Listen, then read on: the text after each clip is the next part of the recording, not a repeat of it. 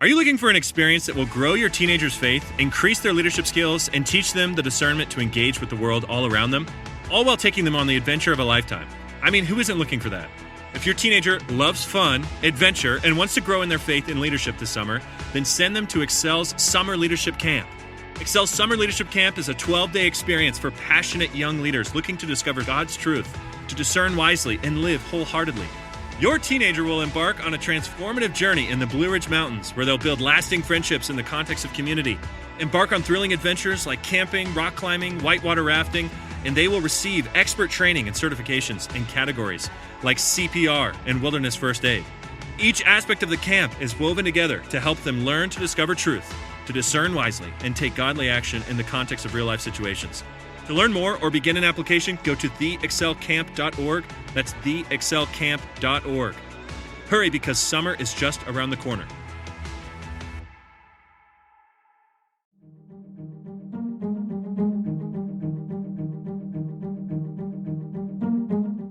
Hey everybody, welcome back to the Reclamation Podcast, where our goal is to help you reclaim good practices for faith and life. I'm Tony, and today is episode 115 of the podcast, and I sit down with Rosario and Callie Picardo, two of my favorite people on the planet. I've known them for many years here in the Dayton area. They are incredible leaders in and out of the church. They're both very active at my alumni, United Theological Seminary, and they have just written a brand new resource that you need to get your hands on, all about Money Talks. Money Talks. I love their title because it's really, if money was going to talk about your relationship with God, what would it say, right? Does it own us or do we own it? We talk about that, the impact that it has on the kingdom, how they preach, teach, and celebrate together. Such a good dialogue with Rosario and Callie Picardo. I know you're going to love it. And if you do love it, do me a favor, hit that subscribe button wherever you listen to podcasts at. Spotify, iTunes, Overcast, whatever device you use, hit the subscribe button so you don't miss any of our future episodes. Also, if you could, we're trying to get to 100 iTunes reviews by the end of the year. If you're listening to this and you thought, man, I got to do that, just go ahead and hit pause right now and leave a review. It helps people find the podcast to learn more about what God is doing through this platform. So without any further ado, here's my conversation with Callie and Rosario Picardo. Hey, everybody. Welcome back to the podcast. I'm excited today to have some dear friends of mine, Roz and Callie Picardo, on the podcast. How's it going, guys? Hey, Tony. Thanks for having us. Yeah, I'm honored to be a second-time guest now. You had me back a second time, so must not have been bad the first time. So now, Roz, you guys might remember Roz's name out there listening in podcast world, because Rosario was the second guest I ever had on the podcast. He was episode number 2. And when this airs, they will be episode 115. Wow. 115.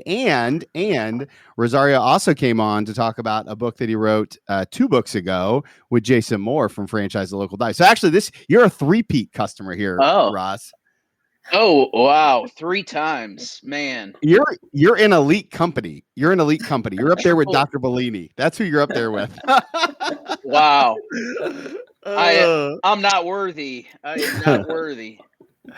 Now, I don't get to have married couples on very often, but one of the questions I love to ask people is their love story. Now, I know your love story because we're dear friends, but I think everyone out there in the world needs to hear your love story. And I'm going to start with Roz's version first before we go to Callie's.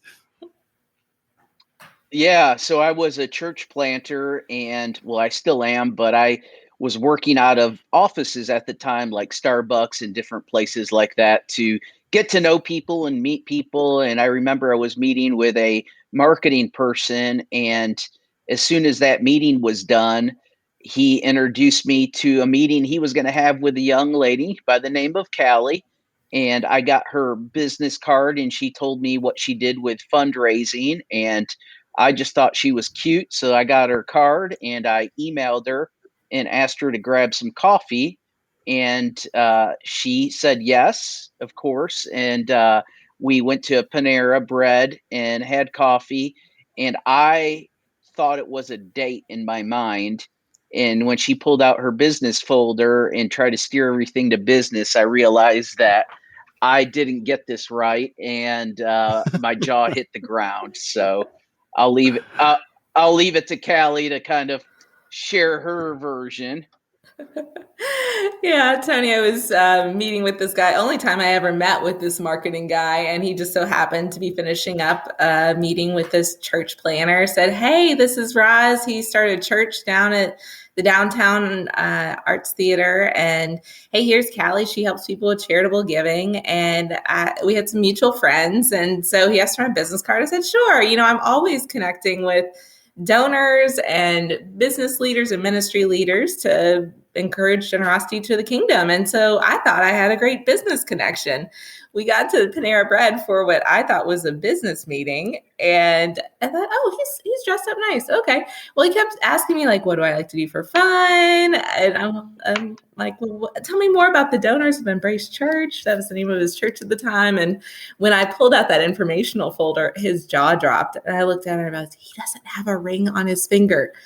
Oh my goodness, he thinks this is a date, but I was on work time, and like, I'm not going to be going on a date on work time. That doesn't work.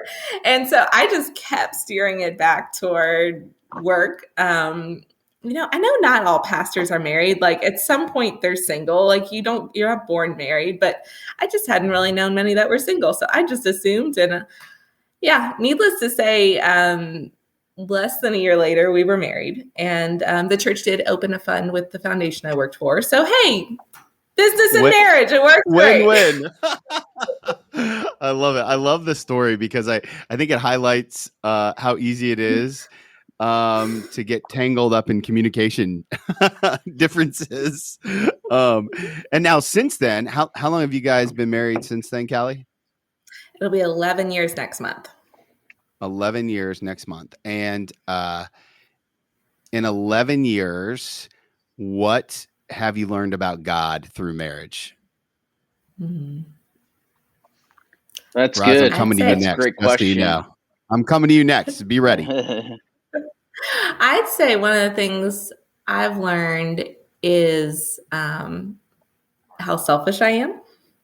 And how much I need God's grace and forgiveness constantly. But I also have the gift of a husband who sees God working in and through me more than I see it in myself. So Roz is always my biggest champion in encouraging me of what God might be calling me to do and asking those God questions that get me praying and get me wrestling and really help me grow closer to the Lord, but also step out in faith and lead. Oh, I love that. I love that. Roz, what about you? Well, I kind of think of the Catholics and how marriage is a sacrament, right? And a sacrament's an outward sign of an inward grace. And so there's something about it when we try to live like Christ, that we learn to serve better.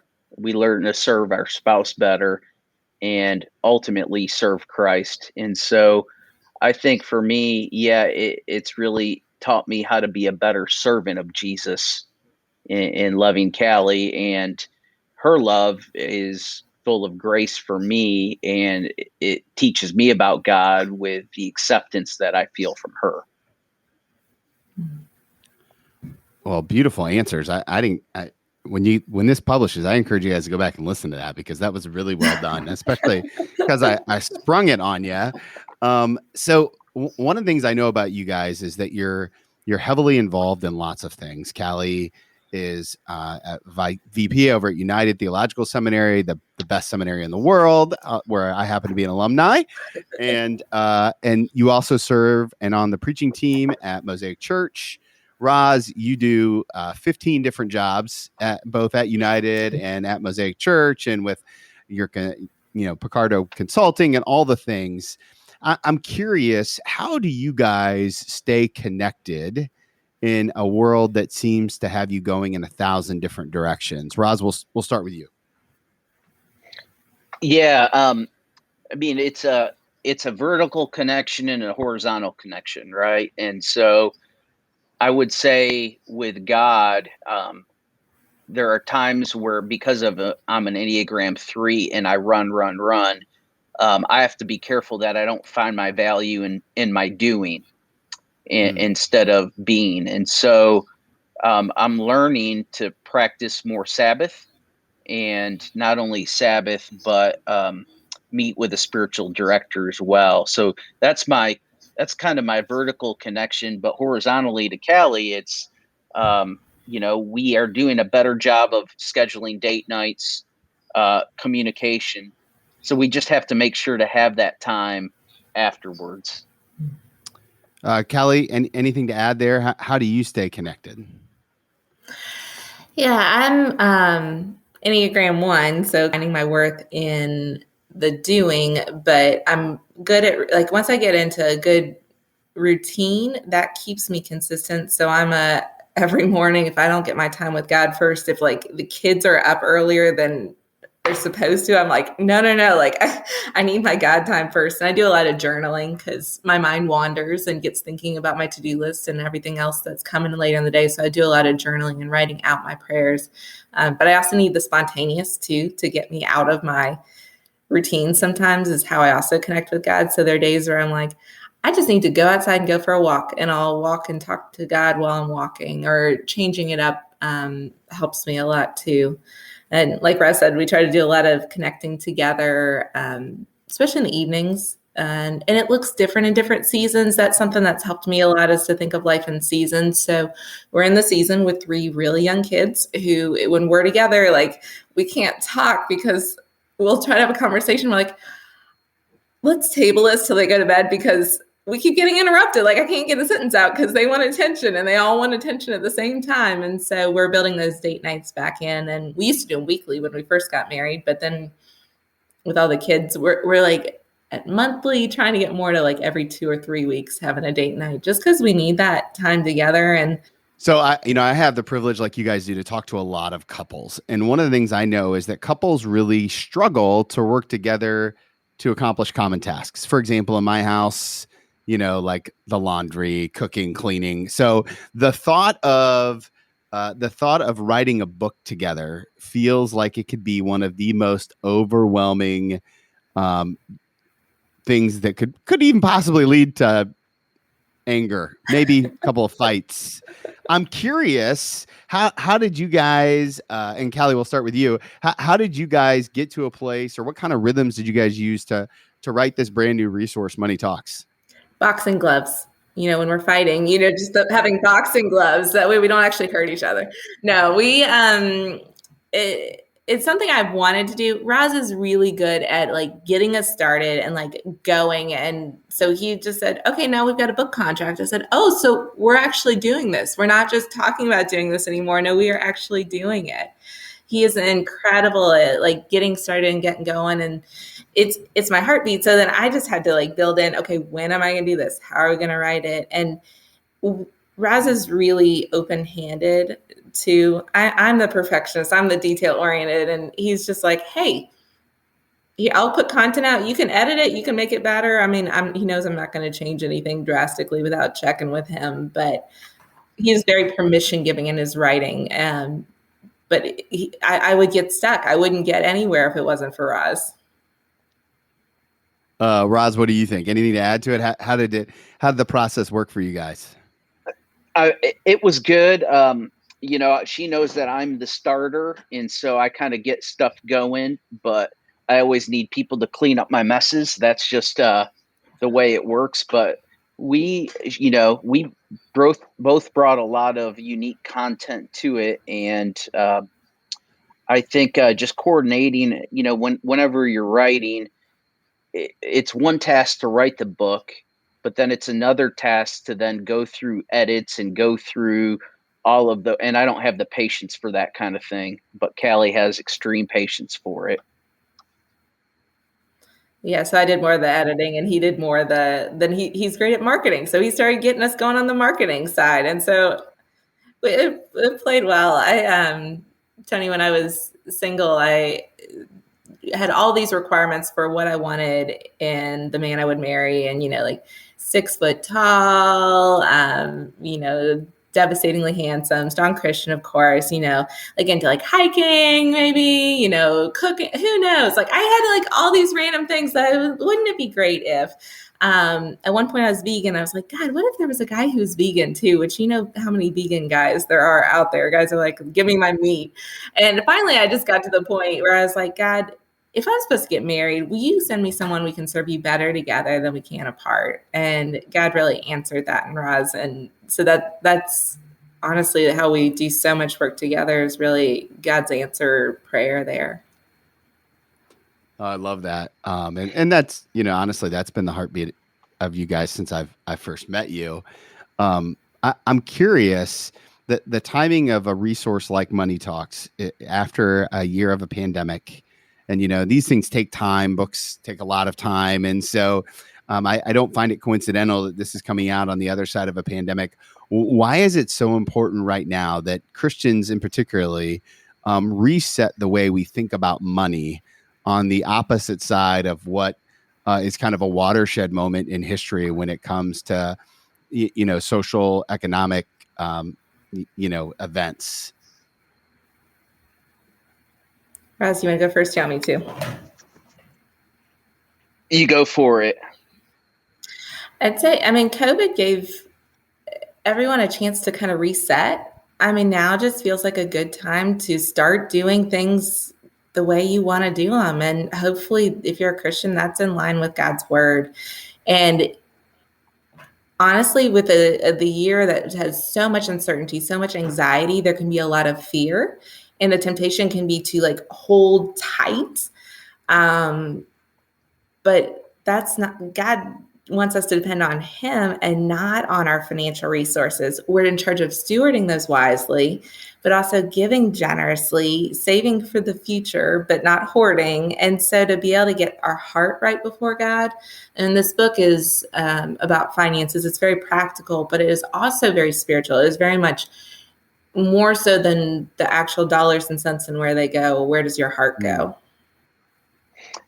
Yeah, and I would say, to answer your question, Tony, COVID has taught us to do a lot less with a lot less resources, or do more with a lot less resources, I should say. And so when you can't travel, you can't go and eat at restaurants, you can't do any of those things. Well, what can you do? That's an opportunity to not just save money, but be generous, work on yourself. So during that season, you could either decide, what am I going to do to better myself?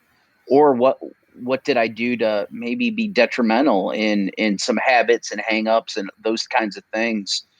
Because we saw that with isolation, depression, loneliness, addiction, all those things running rampant. But then on the other end, people said, hey, I'm going to get in shape, or I'm going to care for myself better, or and so it was a huge reset.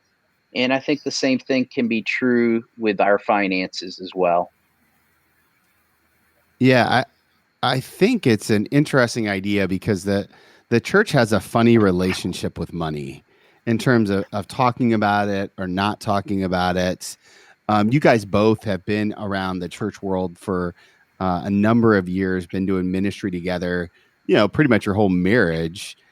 Callie, I'm curious, why do you think the church shies away from talking about money more than maybe just the annual sermon series, or maybe just the sermon, depending on the church?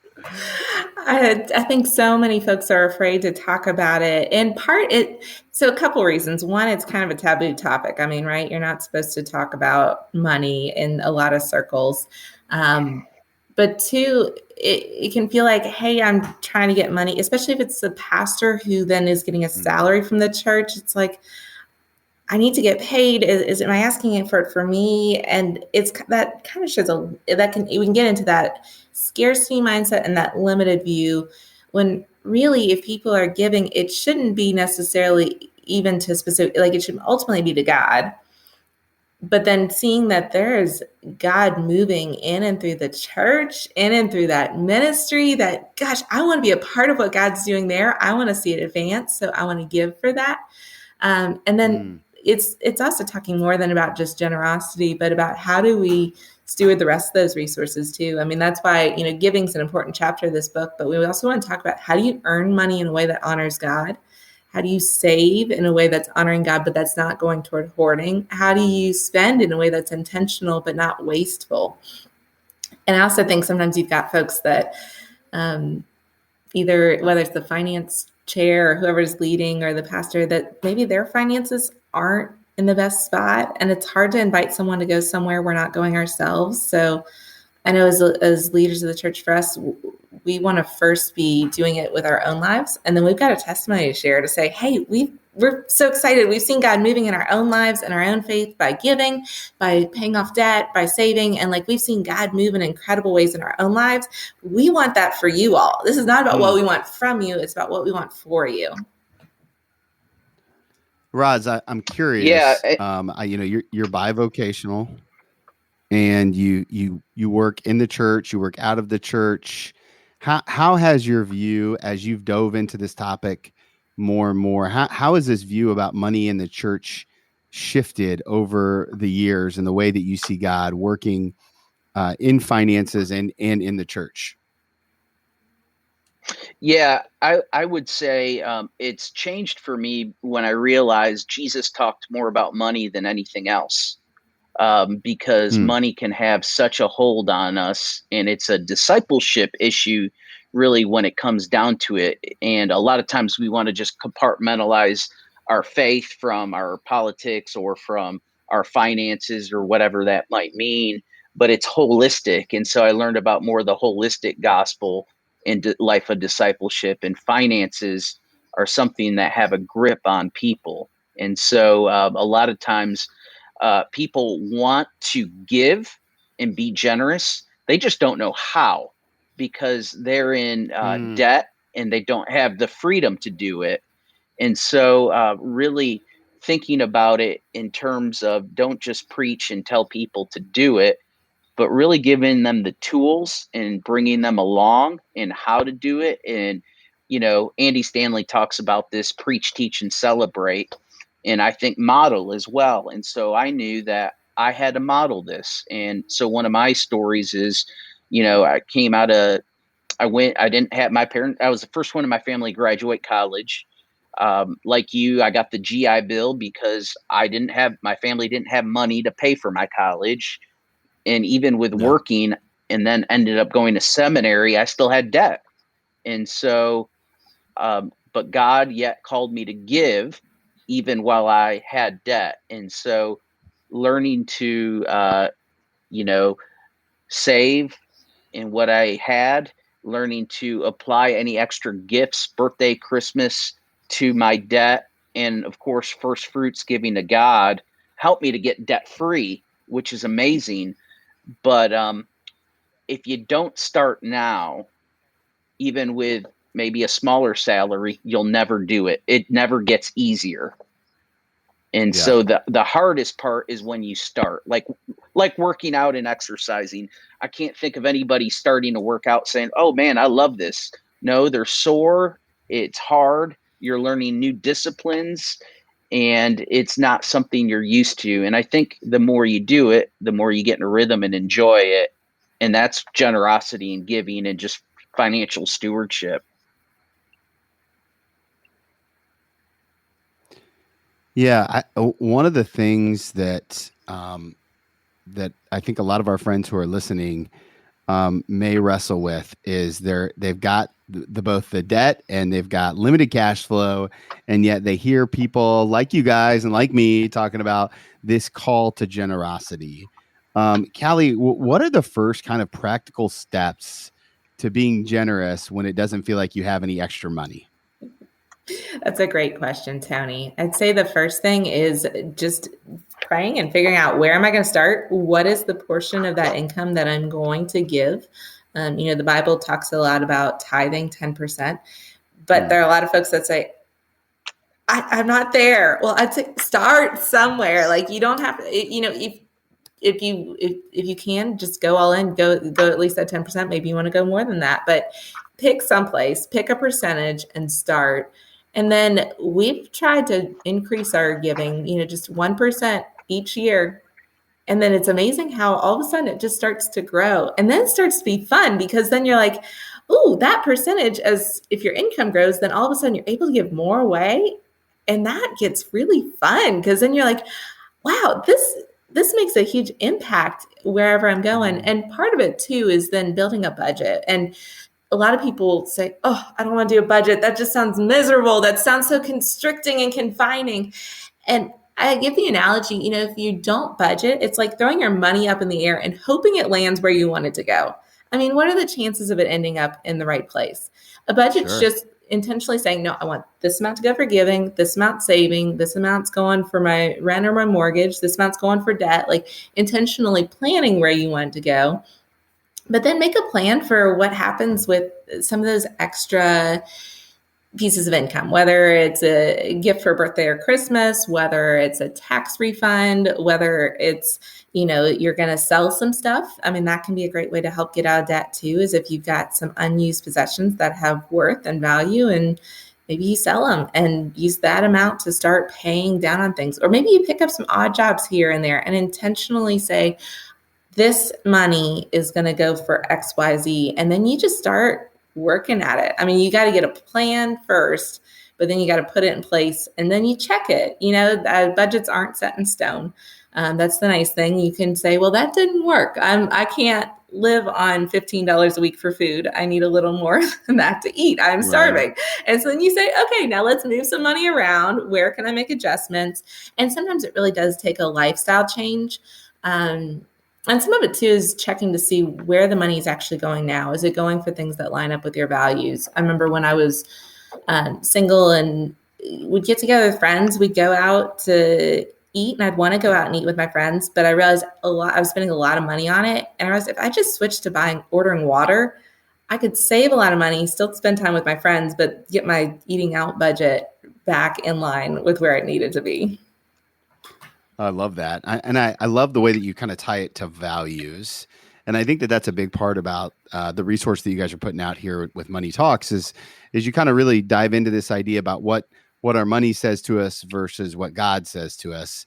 Roz, I'm curious, in your experience, how do we discern the difference between a cultural voice or a money voice versus God's voice when it comes to what we should be doing? Yeah, I would say when we want to make purchases or we're chasing the almighty dollar, it comes to an issue of idolatry. And so does it own us or do we own it? Or do we steward it because it all belongs to God? And so when we feel the chase of earning more income so we can buy more stuff, that doesn't help. Doesn't help in the least bit. But perhaps when we decide, okay, we're going to put God first in our lives, those resources, then we realize don't belong to us. They all belong to God. And because of that, we can steward it effectively. And so I think it's a matter of perspective.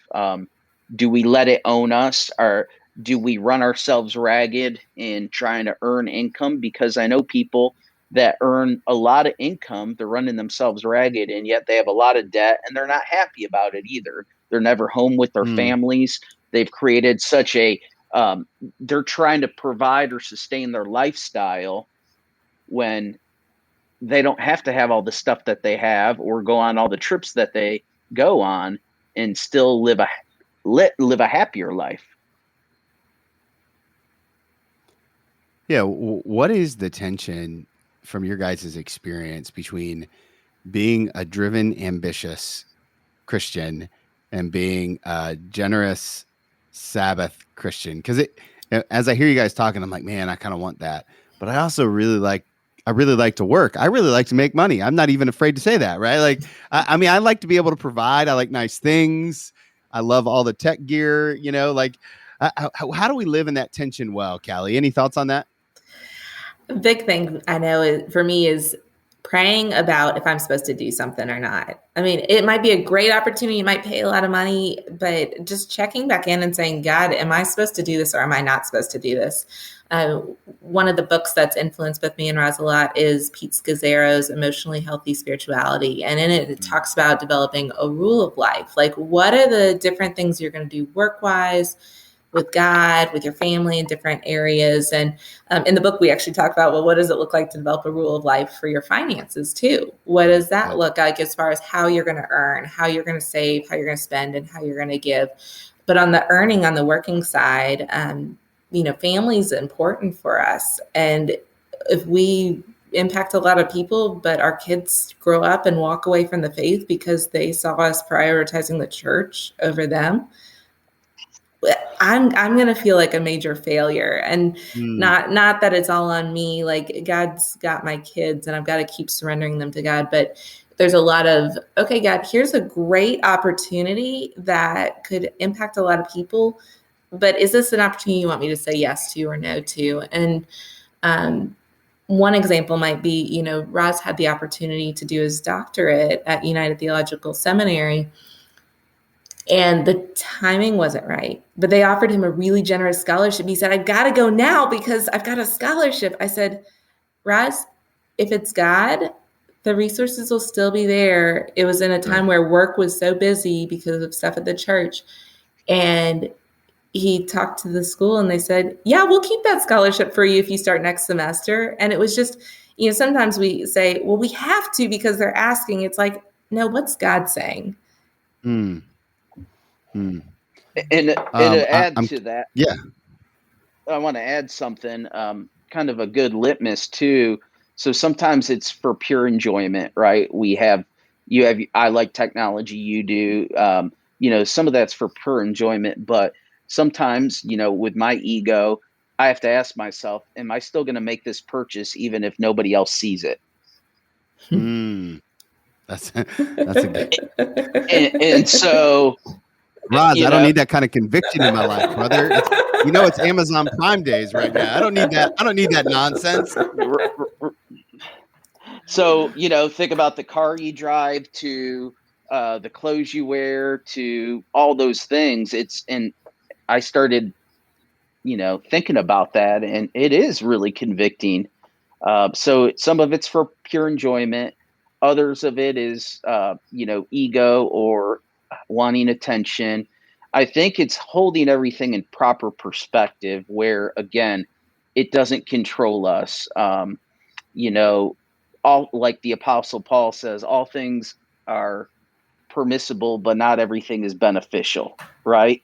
And so, that's probably a good word for a lot of I could have all the gadgets, but do I really need the latest iPhone every time it comes out? I don't need it, but I want it, and you can justify it, and so that's, it's right there. Tony, throughout our book, we incorporate a lot of John Wesley's teachings. And one of the stories from John Wesley that really impacted us in the writing of this was kind of his pocketbook conversion, if you will, where he said, okay, I've got to serve God with my finances. He finally, after growing up in a big family where finances were already stretched thin, he finally had a salary of his own, and he had his own place, and he had bought these nice new pictures for the wall, and he was so excited about them. And then the chambermaid came to the door, and she was wearing this ragged, thin covering, and it was freezing cold. So he reached into his pocket to give her something to be able to buy a coat, and he realized he didn't have enough money. And God convicted him. He's like, those pictures are what could have saved that woman from the cold. And he determined to completely shift his finances. So he started out with his salary, and I think his first salary was like 30 pounds. And so he said, I'll live on 28. I'm going to give 2. But then he kept with that budget, and his generosity as his resources expanded. He didn't expand his standard of living. He expanded his standard of giving to the point where he was giving away like 98, 99% of his income by the end of his life. His income had expanded, and he was able to just give generously back to the kingdom and saw the incredible impact there just by continuing to live a simple life, prioritizing the essentials, but not going overboard. and being disciplined, but being lavish and excessive with generosity. Yeah, that's beautiful imagery. So I love this idea of radical generosity, of kind of this aspirational part of being able to give back so fully, and I know that that's what you guys want for this resource. My listeners love to pray, so I'm curious, as Money Talks gets out into the world, how specifically can they be praying for this important work and for you guys? Oh my goodness. I love that question because I love prayer too. And I'll just share my prayer for this resource is that God will just use it to impact the kingdom, that God will use it to free people up from greed, from consumerism, and just set people free financially to follow God's call wherever that leads. I mean, when you are free financially, if God says, go here, do this, we can go. We can say yes to God. And not that we shouldn't if our finances aren't where they should be, because God often says, go anyway, I'm going to take care of it. But when we're faithfully stewarding our resources, we can just serve God alone. Roz, addition to that? Yeah, I would say maybe you pick up the book and you give it to your pastor or your church, and it's great for a group study or even a series to go through with a spouse or a friend or family. So I think you could do it in the context of community as well, and have some accountability on the certain aspects of where you want to get to, whether it's income or debt reduction or generosity or even how you spend your money. Maybe you're staying within budget, but you're still, pretty frivolous. So having that accountability, and so we wanted to make it accessible, and it's very readable and accessible to everybody. Yeah, my hope is that people would actually do something as a result of reading it, that they wouldn't say, oh, that was such a good book. I want them to actually do something with the words in that they would live closer to God. I was talking to a friend at church on Sunday, and it just made my day because she said, Callie, I've decided to start tithing.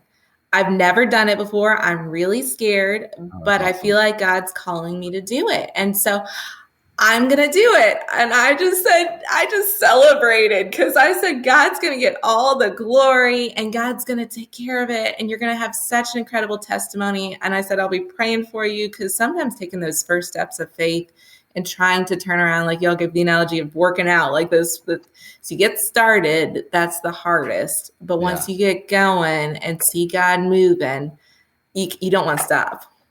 No, I love it. Those are good prayers. Roz, I would be remiss if I didn't talk about your other new project, your podcast. Tell everybody, I'm a podcast junkie and I'm a faithful subscriber. Tell everybody about your podcast and where they can pick it up at.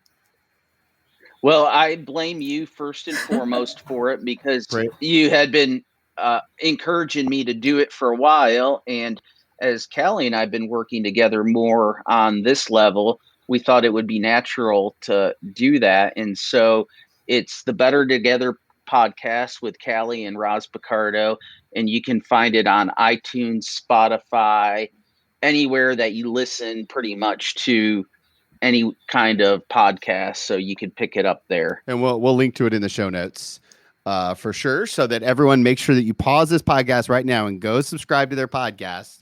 And it's you'll really enjoy it. They're about 20 minutes typically ish, and they're on the shorter side. Yeah, they're practical. They're super fun, because Roz and Callie have such a great relationship that you guys play off each other really well. So I'm thankful that God's going to use you guys in that regard, as well as this writing.